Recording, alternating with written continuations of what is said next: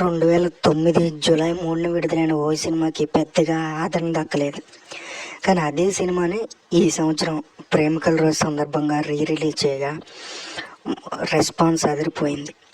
ప్రతి ఒక్కరూ ఈ సినిమా అప్పట్లో ఎందుకు ఆడలేదు, ఇప్పుడు ఎందుకు రెస్పాన్స్ వస్తుందంటూ ఒకటే చర్చ. అది పక్కన పెడితే అసలు ఓ అనే సినిమా టైటిల్ ఎందుకు పెట్టారో మీకు తెలుసా? హీరో హీరోయిన్ల ప్రేమ కథ 2007 జనవరి 1న మొదలై 2008 జనవరి 1తో ఎండ్ అవుతుంది. అంటే సరిగ్గా 1 ఇయర్.